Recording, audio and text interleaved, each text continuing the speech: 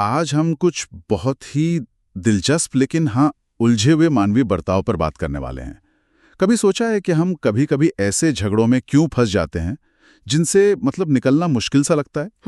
या फिर किसी मुश्किल घड़ी में, किसी संकट में हमारा दिमाग कैसे काम करता है? सही बात है। और आजकल हम दुनिया भर की जानकारी, खासकर खबरें कैसे पचाते हैं? हाँ, ये सारे मुद्दे असल में जुड़े हुए हैं। बिल्कुल।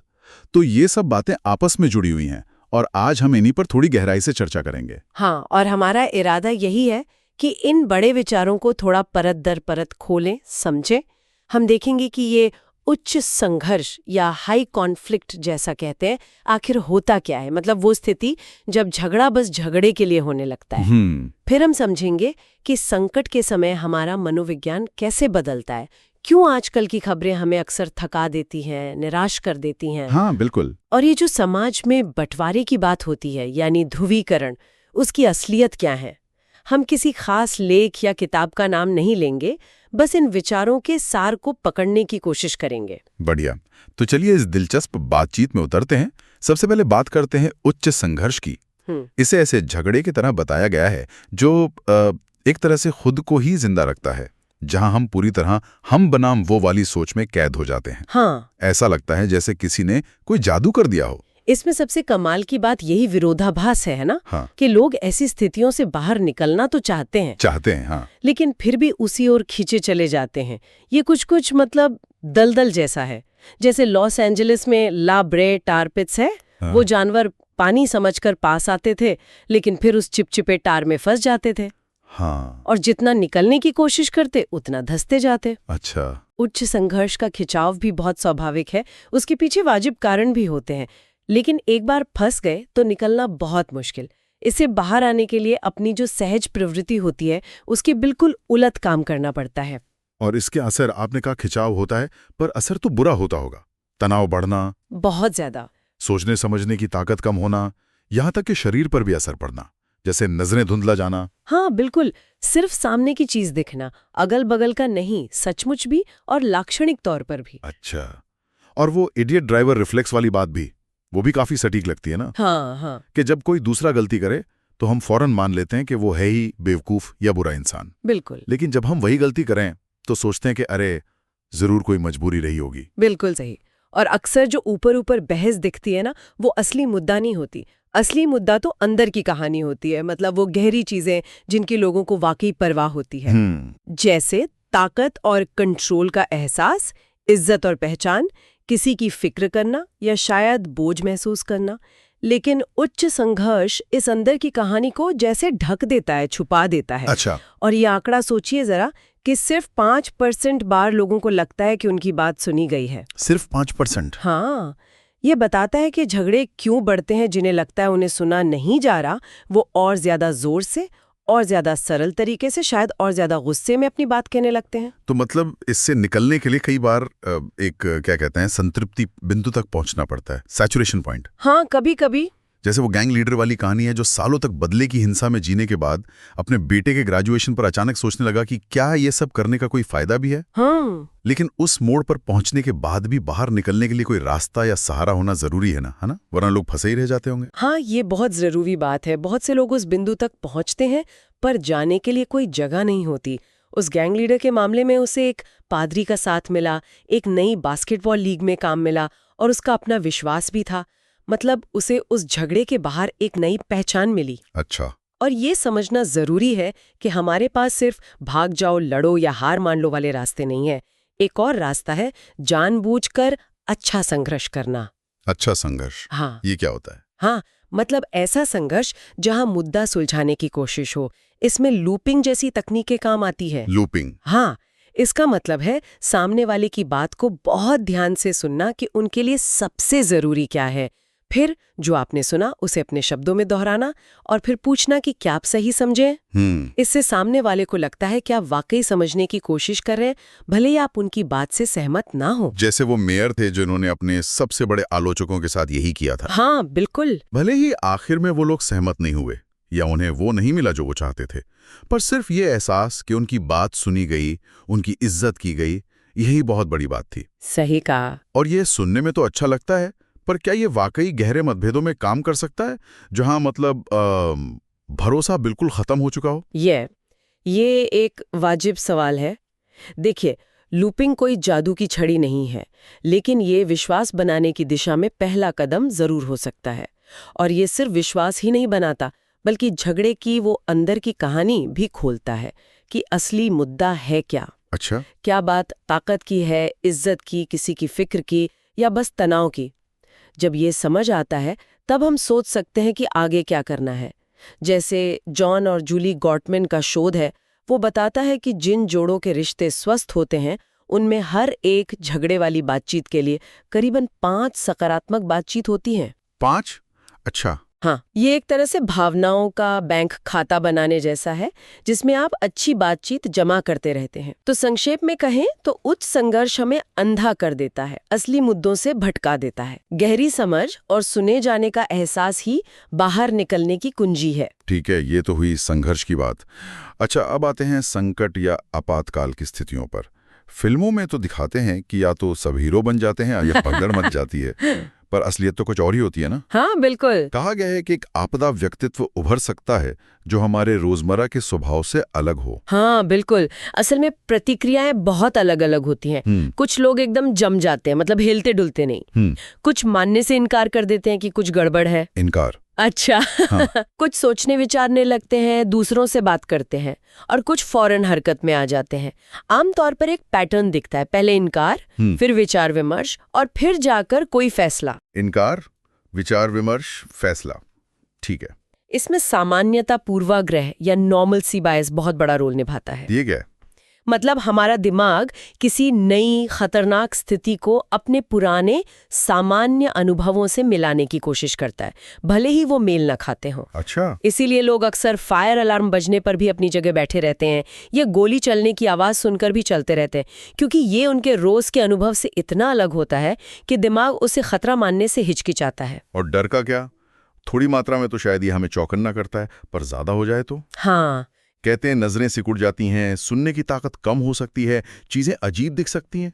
जैसे पुलिस वालों के अनुभव बताते हैं कि गोलीबारी के दौरान उन्हें कई बार अपनी ही बंदूक की आवाज सुनाई नहीं देती। हाँ, या हमलावर का चेहरा याद नहीं रहता, बस हथियार याद रह जाता है। बिल्कुल। डर का असर बहुत गहरा हो सकता है। और वो विचार विमर्श वाला चरण भी दिलचस्प है। संकट में लोग अक्सर बहुत सामाजिक हो जाते हैं, एक दूसरे से बात करते हैं, जिसे शोधकर्ता मिलिंग कहते हैं। मिलिंग? हाँ, जैसे 9/11 में वर्ल्ड ट्रेड सेंटर की इमारतों को खाली करने में उम्मीद से ज्यादा वक्त लगा, क्योंकि लोग रुककर एक दूसरे से बात कर रहे थे, दूसरों का इंतजार कर रहे थे। अच्छा। और अधिकारियों की सलाह मान रहे थे, जो उस वक्त गलत साबित हुई, जैसे अपनी जगह पर बने रहे का आदेश। यहाँ तक कि विनम्रता भी चीजों को धीमा कर सकती है। ऊपरी मंजिलों से आने वाले लोग निचली मंजिलों वालों को पहले जाने दे रहे थे। अरे वाह! लोग अक्सर कई जगहों से जानकारी पक्की करना चाहते हैं। जैसे तूफान आने से पहले लोग औसतन 5 अलग-अलग स्रोतों से खबर की पुष्टि करते हैं। तो फिर वो निर्णायक क्षण, मतलब जब कोई वाकई कुछ करता है, वो इस सबसे पहले क्या हुआ उस पर निर्भर करता है? हाँ, बहुत हद तक। जैसे वो टेनराइफ विमान हादसे की कहानी, जहां धुएं में ज्यादातर लोग अपनी सीटों पर ही जमे रह गए, उसे नकारात्मक दहशत कहते हैं शायद। हाँ, नेगेटिव पैनिक। हाँ, लेकिन एक आदमी जिसने पहले ही देख लिया था कि निकास द्वार कितनी दूर है और सीटें गिन ली थीं, वो अपनी पत्नी को खींचकर बाहर निकल गया। हाँ, बिल्कुल। ट्रेनिंग और अभ्यास हमारी गलत सहज प्रवृत्तियों को बदलने का सबसे कारगर तरीका है। जैसे रिक रेस्कोला, जो मॉर्गन स्टैनली के सुरक्षा प्रमुख थे वर्ल्ड ट्रेड सेंटर में, उन्होंने नियमित रूप से लोगों को इमारत खाली करने का अभ्यास कराया था। नतीजा ये हुआ कि 9/11 के हमले के दिन उनके लोगों को सीढ़ियों तक पहुंचने की मसल मेमोरी थी और बहुत जानें बचीं। जबरदस्त। ये इस बात पर जोर देता है कि लोगों पर भरोसा करके उन्हें संकट से पहले सही जानकारी और ट्रेनिंग देनी चाहिए, बजाय इसके कि भगदड़ मचने के डर से जानकारी रोकी जाए। हाँ, ये बहुत जरूरी है। अक्सर जानकारी रोकने का डर असल भगदड़ से ज्यादा खतरनाक साबित होता है। अधिकारियों का जनता पर भरोसा न करना अपने आप में एक बड़ा खतरा है। तो मतलब सबक ये है कि हमें जागरूक रहना चाहिए, पता हो कि निकास द्वार किधर हैं, हमारे इलाके में क्या खतरे हो सकते हैं। बिल्कुल। और शायद सबसे जरूरी, मुसीबत आने से पहले अपने आस पड़ोस, अपने समुदाय से रिश्ते बनाकर रखना। हाँ, हाँ। क्योंकि असल में सबसे पहले वही लोग मदद के लिए आते हैं, इमरजेंसी वाले तो बाद में पहुंच पाते हैं। हाँ, और ये भी समझना कि हमारा आपदा व्यक्तित्व अप्रत्याशित हो सकता है। हम जैसा सोचते हैं वैसा शायद न करें। इसलिए मानसिक रूप से तैयार रहना और ये जानना कि आम प्रतिक्रियाएं क्या होती हैं, हमें उन शुरुआती चरणों जैसे इनकार या जम जाना से जल्दी निकलने में मदद कर सकता है। तो संकट में हमारा दिमाग हमें धोखा दे सकता है।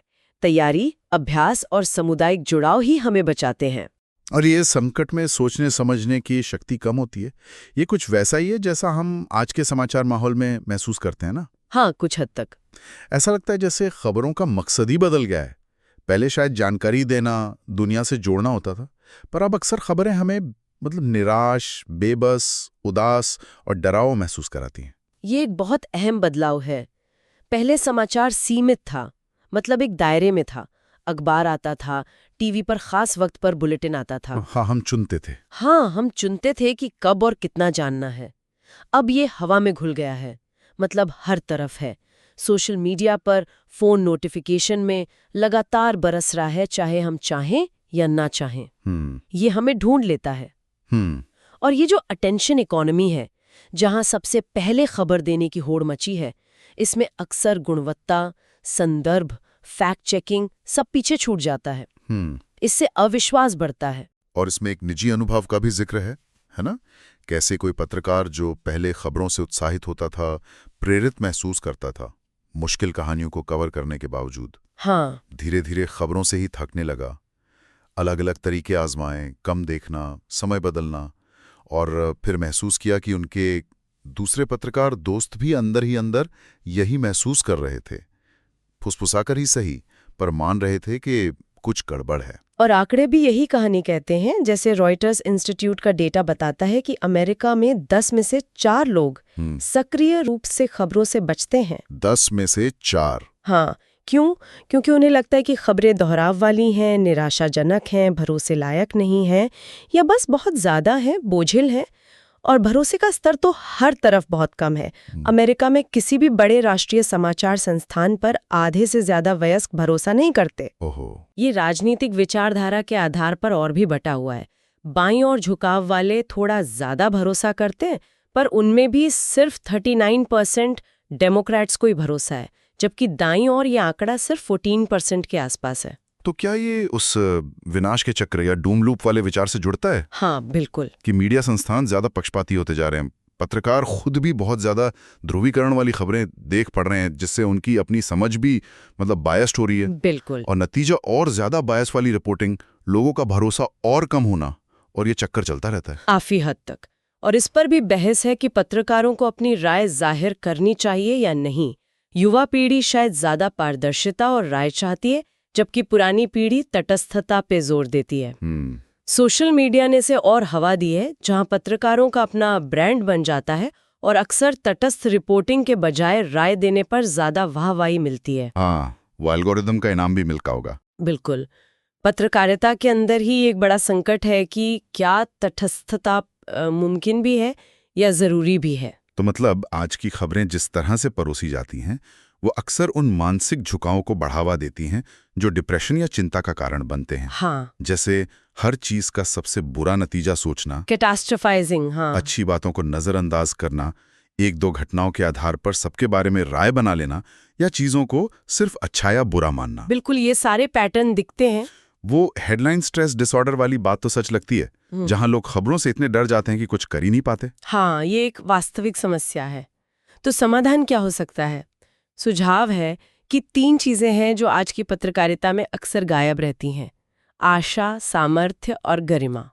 Hope, agency, dignity. आशा, सामर्थ्य, गरिमा। ये भरोसा कि हम कुछ बदल सकते हैं और इच्छा शक्ति शामिल है। पत्रकारिता इसे बढ़ावा दे सकती है, सिर्फ समस्याएं गिनाने के बजाय समाधानों पर भी बात करके। जैसे जलवायु परिवर्तन की कवरेज को देखें, सिर्फ 1/3 खबरों में ही समाधानों का जिक्र होता है। आशा का विज्ञान कहता है कि ये हमें दर्द और सदमे से उबरने में मदद करती है। और सामर्थ्य यानी एजेंसी, इसका मतलब है ये दिखाना कि क्या किया जा सकता है, भले ही पढ़ने वाला खुद सीधे तौर पर कुछ ना कर पाए। हाँ, बिल्कुल। जैसे ह्यूस्टन शहर की कहानी, जिसने हजारों बेघर लोगों को घर दिया। ये कहानी सवाल उठाती है कि ये कैसे हुआ और दूसरे शहर ऐसा क्यों नहीं कर रहे हैं। ये सिर्फ नाकामियों को उजागर करने के बजाय सकारात्मक उदाहरणों के जरिए जवाबदेही तय करना है। ये दिखाता है कि मिलकर बदलाव लाया जा सकता है। अच्छा, और गरिमा, डिग्निटी? और गरिमा का मतलब है दर्शकों की वाकई में सेवा करना। सिर्फ बुरी खबर सुनाने के लिए किसी समुदाय में न जाना, बल्कि बाद में फॉलो अप करना, लोगों से पूछना कि वे क्या जानना चाहते हैं। जैसे वो क्यूरियस सिटी वाला कार्यक्रम। हाँ बिल्कुल, लोगों को ये एहसास दिलाना कि उनकी बात मायने रखती है, उन्हें सुना जा रहा है, ये सम्मान देना है। भले ही आप हर समस्या का समाधान न दे पाएं, तो समाचारों को सिर्फ समस्या बताने के बजाय उम्मीद जगाने, लोगों को ताकत देने और सम्मान देने का जरिया बनाना होगा। और ये बात सीधे हमारे आखिरी विषय से जुड़ती है, ध्रुवीकरण या पोलराइजेशन। जब माहौल अनिश्चित होता है तो हम दुनिया को आसानी से दो हिस्सों में बांट देते हैं, हम और वो, अच्छे और बुरे। हाँ, ये एक मनोवैज्ञानिक प्रवृत्ति है जिसे विभाजन या स्प्लिटिंग कहते हैं। हाँ, ये हमें थोड़ी देर के लिए आराम तो देता है, एक तरह की सरलता देता है, लेकिन इससे बहुत बड़ी गलतियां होती हैं। शोध साफ दिखाते हैं कि समाज सिर्फ दो खेमों में नहीं बटा होता, असलियत कहीं ज्यादा जटिल है।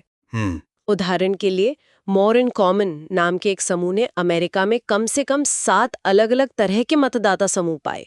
सबकी अपनी अपनी प्रेरणाएं, डर और उम्मीदें थीं। 7, सिर्फ 2 नहीं? हाँ, ये जो हम बनाम वो वाला चश्मा हम लगा लेते हैं ना, इससे हम इस जटिलता को देख ही नहीं पाते और बीच का रास्ता खोजने या आम सहमति बनाने के मौके गवा देते हैं। और वो उदाहरण जहां राजनीतिक विरोधी एक दूसरे की तुलना आतंकवादियों से कर रहे थे? हाँ, ये भाषा ठीक उसी उच्च संघर्ष वाली भाषा की तरह है जिसमें सिर्फ गुस्सा नहीं होता बल्कि तिरस्कार, नफरत और घिन शामिल होती है। बिल्कुल। ये दिखाता है कि सामने वाले से सारी उम्मीदें खत्म हो गई हैं, उन्हें सुधरने लायक ही नहीं समझा जा रहा। इसमें एक बहुत बड़ी चीज है धारणा का अंतर या परसेप्शन गैप। धारणा का अंतर? हाँ, हम अक्सर मानते हैं कि दूसरी तरफ वाले लोग असल में जितने कट्टर हैं उससे कहीं ज्यादा कट्टर हैं। अच्छा। इस गलतफहमी को हवा कौन देता है? कुछ गिनी चुनी पूंछी आवाजें, जैसे ट्विटर पे सिर्फ 10% यूजर 95% राजनीतिक ट्वीट करते हैं। अरे बाप रे। हाँ, और वो संघर्ष उद्यमी मतलब नेता, मीडिया हस्तियां या कार्यकर्ता जो अपने फायदे के लिए जानबूझकर झगड़े को भड़काते हैं और हमें यकीन दिलाते हैं कि दूसरी तरफ वाले राक्षस हैं। तो होता ये है कि हम अपने विरोधियों को गलत समझते हैं, उन्हें ज्यादा खतरनाक मान लेते हैं, फिर अनजाने में हम खुद भी उनके जैसे ही बुरे बर्ताव की नकल करने लगते हैं। हाँ, ये होता है। और हम एकीकृत जटिलता खो देते हैं, इंटीग्रेटिव कॉम्प्लेक्सिटी। हाँ, सीधी भाषा में कहें तो ये वो क्षमता है जिससे हम एक साथ कई अलग-अलग यहाँ तक कि विरोधी विचारों को भी समझ सकते हैं। ये मान सकते हैं कि किसी मुद्दे के कई पहलू हो सकते हैं और सब में थोड़ी-थोड़ी सच्चाई हो सकती है। गर्भपात जैसे मुद्दे पर दशकों के मतदान के आंकड़े देखें तो ये जटिलता साफ दिखती है। ज्यादातर लोग पूरी तरह एक तरफ या दूसरी तरफ नहीं होते। बिल्कुल, उनके विचार बहुत बारीक और कभी-कभी विरोधाभासी भी होते हैं। तो इसका समाधान क्या है? फिर से वही बात आती है, मतभेदों के पार रिश्ते बनाना। जब हम अलग-अलग नजरिए वाले लोगों से मिलते हैं, उनसे बात करते हैं, चाहे वो ब्रेवर एंजल्स जैसे किसी व्यवस्थित कार्यक्रम के जरिए हो या बस यूं ही, तो हमारे अपने विचार भी ज्यादा जटिल और गहरे होते हैं। इससे हम बंटवारे और बहकावे के शिकार आसानी से नहीं होते। जब आप दूसरे पक्ष के किसी इंसान को एक बहुआयामी व्यक्ति के रूप में देखते हैं, जिसमें शायद हास्य भी हो, कमजोरियां भी हो, तो वो जो शैतान वाली छवि बनाई गई थी वो टूट जाती है। हाँ बिल्कुल। जानबूझकर उन लोगों से बात करना जिन्होंने किसी मुद्दे पर अपना मन बदला है या जो अभी दुविधा में है, ये हमारी अपनी सोच को भी खोलने में मदद करता है। ठीक है, जो आज की सारी बातों को समेटते हैं जरा। हमने देखा कि कैसे तीव्र संघर्ष काम करता है और हमें फंसा लेता है, कैसे तनाव में हमारा दिमाग हमें धोखा दे सकता है, आज की खबरों को पचाने में क्या चुनौतियां हैं, और ये जो ध्रुवीकरण का माहौल दिखता है वो अक्सर हमारी अपनी धारणाओं का नतीजा होता है, असलियत से ज्यादा बढ़ा चढ़ाकर। हाँ, और इन सब में एक धागा साफ दिखता है, हम बनाम वो वाली सोच कितनी खतरनाक है। अपनी बात सुने जाने का एहसास कितना जरूरी है, चाहे वो निजी झगड़े में हो या खबरों के जरिए। सही बात है। हमें तात्कालिक खतरे या गुस्से से आगे बढ़कर चीजों को बड़े परिप्रेक्ष्य में देखने की जरूरत है। और अच्छी बात यह है कि हमारे पास बेहतर संवाद और जुगाव बनाने के तरीके हैं, चाहे वो लूपिंग जैसी सुनने की तकनीक हो संकट के लिए यथार्थवादी तैयारी और सामुदायिक जुड़ाव हो, ज्यादा रचनात्मक और समाधान बताने वाली खबरों की मांग हो, या फिर बंटवारे की दीवारों के पार इंसानी रिश्ते बनाना हो। ये दिखाता है कि इन ताकतों को समझना अपने अंदर भी और समाज में भी शायद इनसे बेहतर तरीके से निपटने का पहला कदम है। हमें उम्मीद है कि आज जिन मुख्य विचारों पर हमने बात की, उनकी ये पड़ताल सुनने वालों के लिए उपयोगी रही होगी। बिल्कुल। और शायद सोचने के लिए एक आखिरी सवाल छोड़ जाते हैं। अगर संघर्ष, संकट और यहाँ तक कि दूसरी तरफ के बारे में हमारी समझ अक्सर हमारे अपने मनोविज्ञान और हमें मिलने वाली जानकारी के माहौल से विकृत हो जाती है, हम्म तो इस हफ्ते कोई व्यक्ति किसी ऐसे मुद्दे पर जिसकी उसे परवाह है, थोड़ा ज्यादा जटिल, थोड़ा कम बंटा हुआ नजरिया खोजने के लिए कौन सा एक छोटा सा अपनी सहज प्रवृत्ति के विपरीत कदम उठा सकता है? ये सोचने के लिए एक दिलचस्प नुक्ता है। बिल्कुल, हम हमेशा जानने को उत्सुक रहते हैं कि ये चर्चाएं कैसी लगती हैं। क्या ये विश्लेषण सार्थक लगा? क्या कोई ऐसी अवधारणा थी जो सबसे अलग लगी, या जिसे हम अगली बार और बेहतर तरीके से समझा सकते हैं? आपकी प्रतिक्रिया हमें इन अन्वेषणों को और बेहतर बनाने में मदद करती है। हमें ज़रूर बताएं।